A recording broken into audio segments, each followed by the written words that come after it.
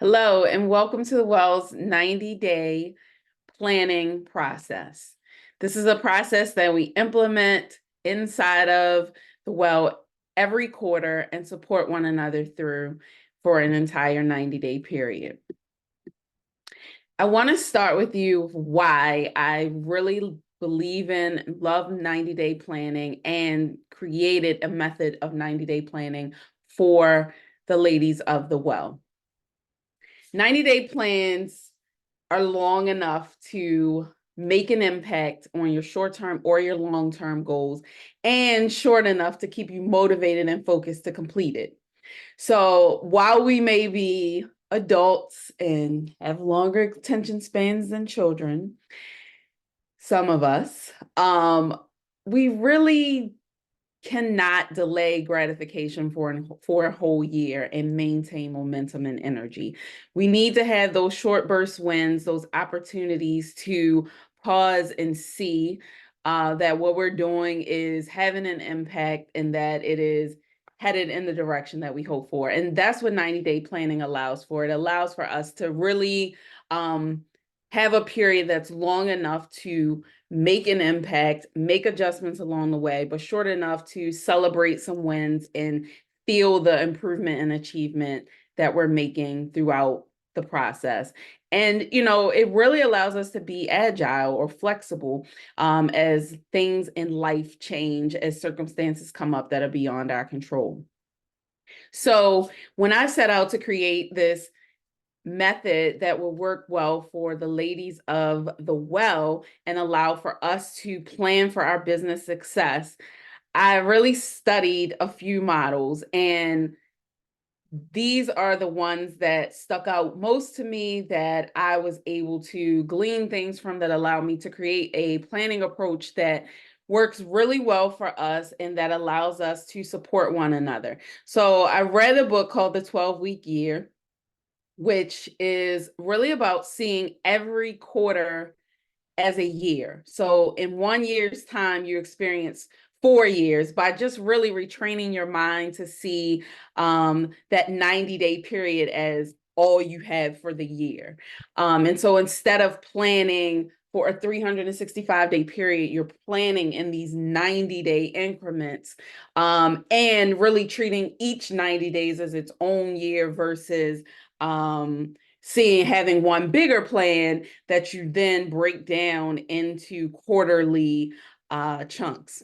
So it does require a mindset shift, because if I'm only seeing this 12 weeks or these 90 days as my year, then I gotta have to go and really push myself, and it is a different approach.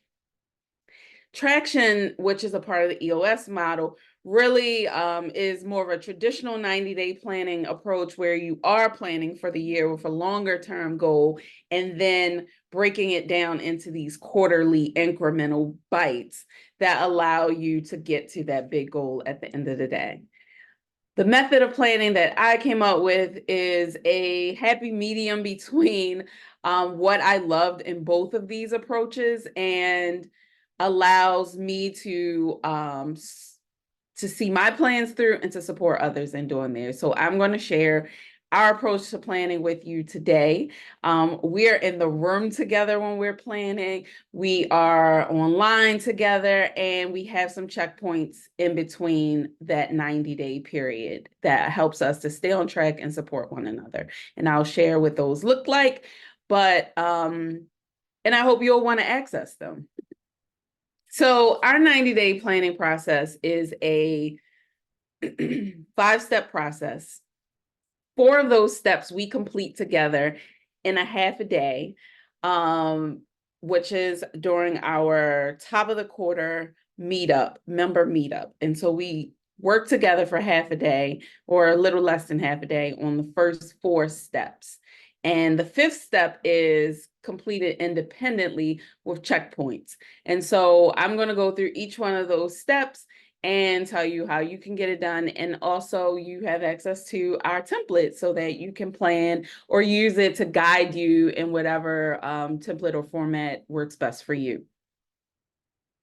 So our first step is visioning and deciding. So we take 3 minutes to consider, if we had only 90 days in our business to take the biggest leaps ever toward our vision or our big why, what are the boldest things that we could think of doing? And we just list as many of them as possible in that 3-minute time frame.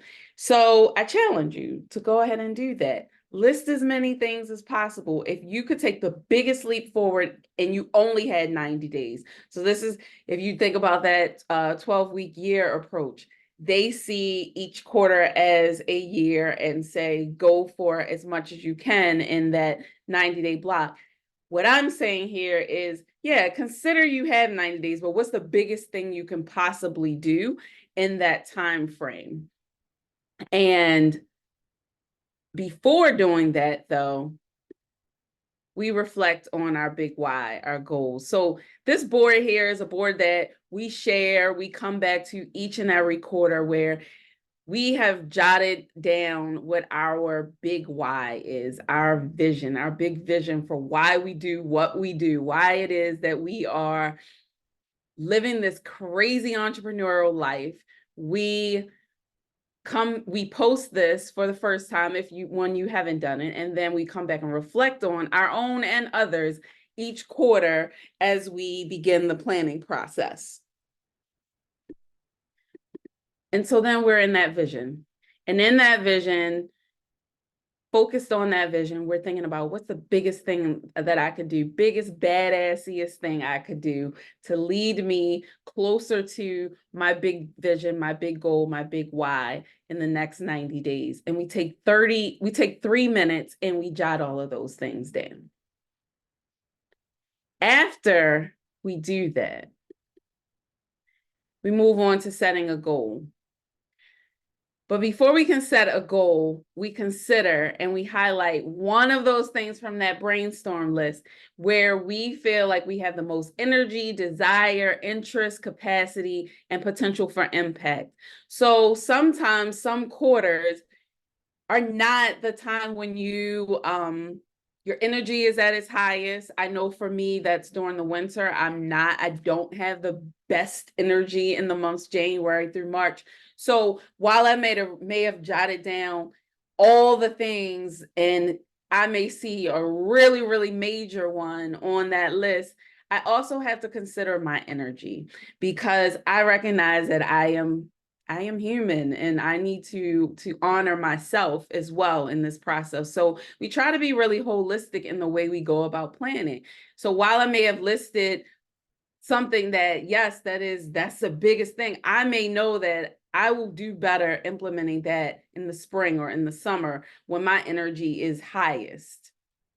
So we do consider, what do you have energy for? What do you have capacity for? What do you have resources to get the capacity you may need? And then we highlight or circle that one thing. So another amazing book that I read some years ago called The One Thing reflects with us on the fact that, one, we cannot multitask. We're not great at it. It's just not really possible as much as we tell ourselves we can. And that we will go further with a goal when we choose one really, really concrete, meaningful goal that we have energy, capacity, desire, all those things to do, and we go in on it. And so this part of it challenges us to take that whole list. And what some of us will do is try and make that whole list the thing that we do over a quarter or even over a year. And what we're challenging ourselves to do here is to say, if I do one thing, but do one thing really, really meaningfully and really well, what leap could I take? And caveat on that, while we're setting a goal around one thing, we're not saying that there are not other things that you will have to do, because as a business owner, a small business owner, yes, there are day-to-day things that you'll have to do. There's administrative things that you'll have to do. There are operational things. What we're talking about when we're setting this goal is around a big priority for the quarter. So yes, you'll have some maintenance things that you have to take care of, some current projects and things that you're working on, some things you may have to do for clients, but what's that big goal that you're setting for this quarter that moves you further and closer to your big vision. So we take this time and then we set a SMART goal. So SMART, we've heard of it. It's not a new thing. Everything doesn't need to be recreated. We use the SMART goal setting process where we set a goal that is specific, measurable, attainable, relevant, and time bound. And what all of those terms really mean is that your goal is detailed, specific, measurable, meaning it's got some form of measurement attached to it, whether that is a dollar amount, it is a number of units, it increase or decrease, it is a percentage increase or decrease, but it is something that you can actually track and measure. It is not okay to say we will do better at customer service. Better can't be measured, but we will increase our customer satisfaction by 50% is actually measurable. We will decrease our customer response time by 2 days is measurable. So it's got to be something that you can actually measure. Attainable, meaning, yes, it should scare you, it should freak you out a little bit, it should be badass. However, it should be something that you can actually accomplish in that time frame. And so attainable means, do I have the energy, the capacity, the interest, and the desire to move it forward? Because if I don't, I'm not going to attain it. So we kind of dealt with that in the step before this, in step 1, the attainable element of it. We also dealt with the relevant element of it. This is the part that asks you to consider, is it aligned to your values? Is it aligned to your bigger goals? So we dealt with attainable and relevancy when we sat down and we started this process with visioning and decision making. And the last piece of SMART is time bound. Well, we've got you covered on that because you've got 90 days. So you want to go ahead and set your SMART goal and make it all the things that are SMART. And then you'll meet us at step 3.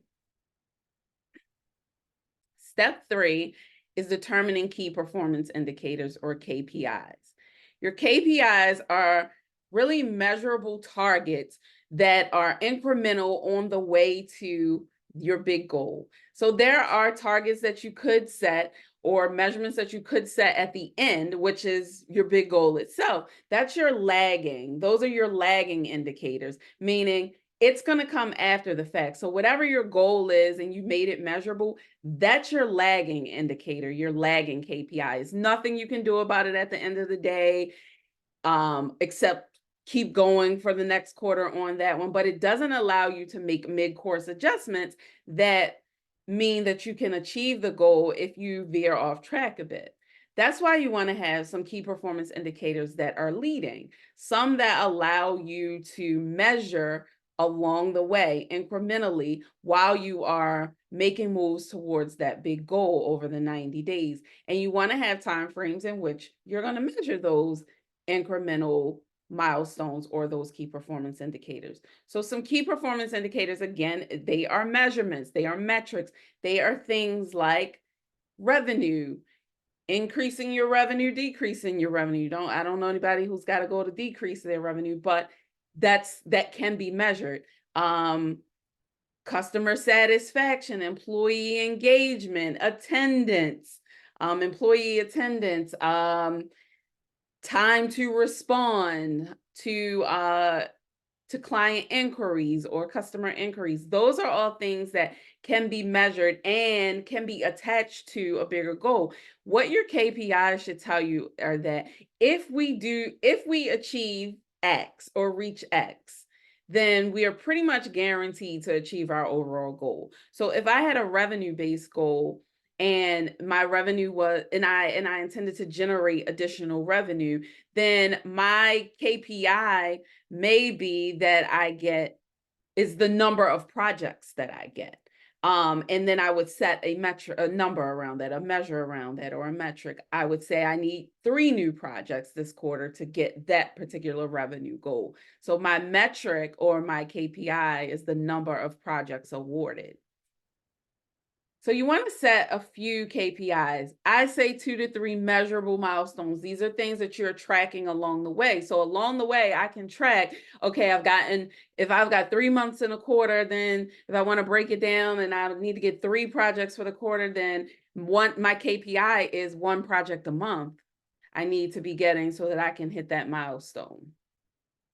And I can adjust for that along the way. So go ahead and set your key performance indicators. These are, again, not tasks, they're milestones, they're metrics that tell you, yep, we're on track. They're the little markers along your road that say you're headed in the right direction. So set your KPIs. You want to have 2 to 3. You don't want to have more than that because you've got to have what's next. Step 4, which are key actions that go with those KPIs. So let's plan for those. Now, your key actions. We're going to set 1 to 3 key actions connected to each one of our key performance indicators. Your key actions are tasks. They are things that you're actually doing to meet the KPI. These are the things that if you do these things, then you are likely to reach that metric and achieve that goal you set. And then if you are achieving those incremental goals you set, then you are likely to achieve your big goals. So you see how we're planning in bits, we're planning in chunks. So you want to have your key actions or your tasks to align with each of your KPIs. You want to set a few for each one of your key performance indicators. So if I know that I need to be awarded, I need to win 3 contracts, then one of my tasks may be to write 10 proposals. That could be, and that may be my only key task for this particular KPI. Or it may be I know that I need to write 10, or we need 10 proposals written. So I may create, one of my tasks may be to create a template and to share that template with 3 writers so that I can divvy up that capacity a bit or expand my own capacity to write 10 proposals, because that might be a big lift for just me. So this is the space where you really get focused on what are the actions that are going to be most helpful to me. So not just a laundry list of any and everything that you could do, but some really, really meaningful tasks that if done and if done well, you'll hit that metric that you set. You want to plan these out for each KPI. Don't think of it as linear, so to speak, because you may have 2 KPIs that you're tracking at the same time, and perhaps you have key tasks that run at the same time. These don't have to be things that only you do. These are just things that need to be done in order for that goal to be achieved.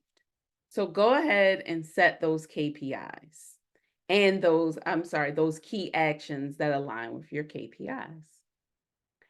And the last step is going to be planning your weeks.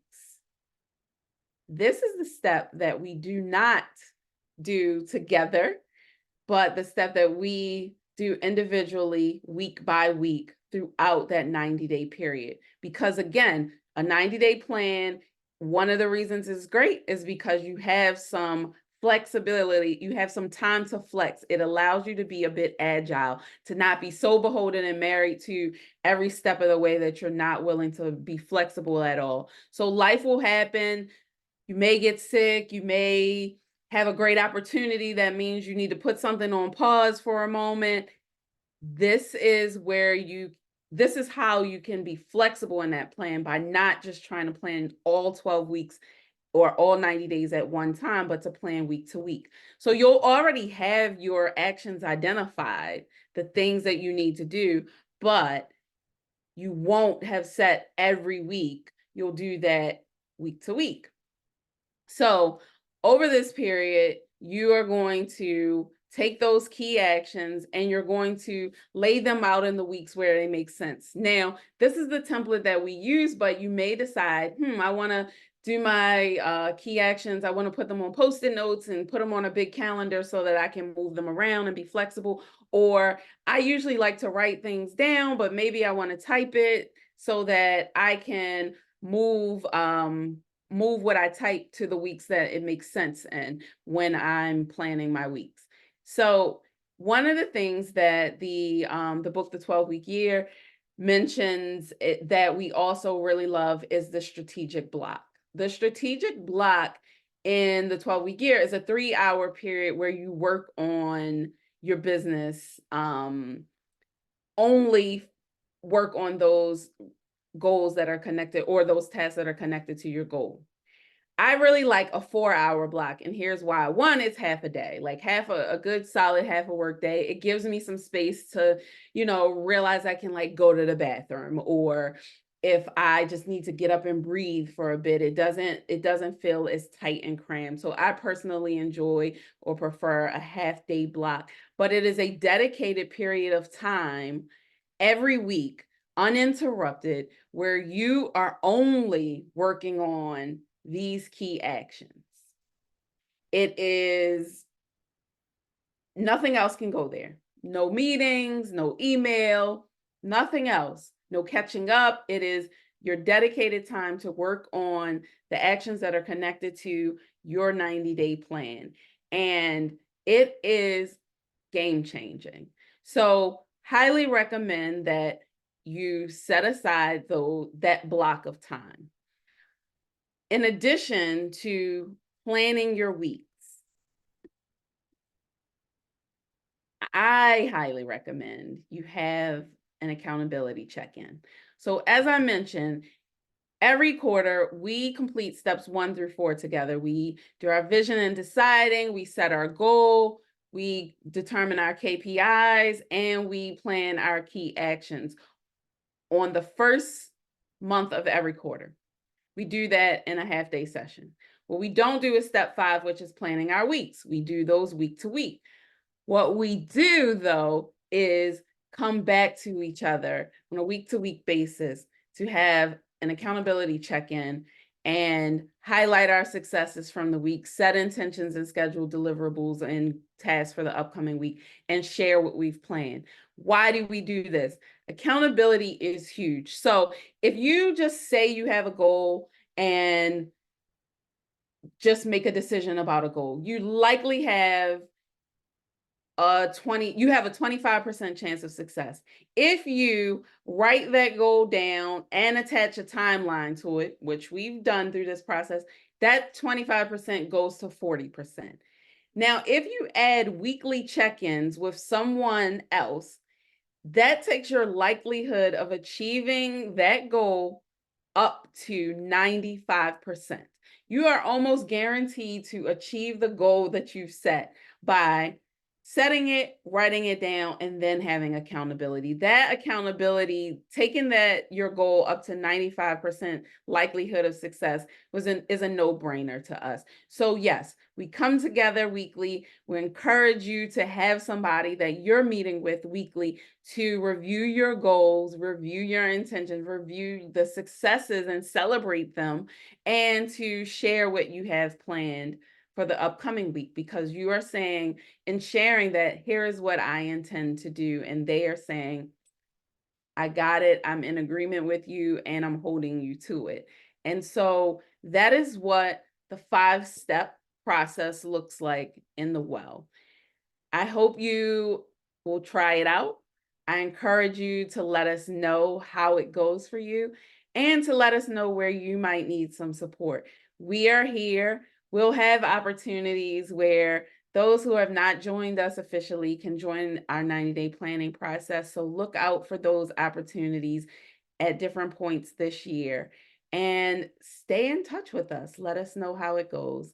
Thank you so much for joining us today. We'll see you soon.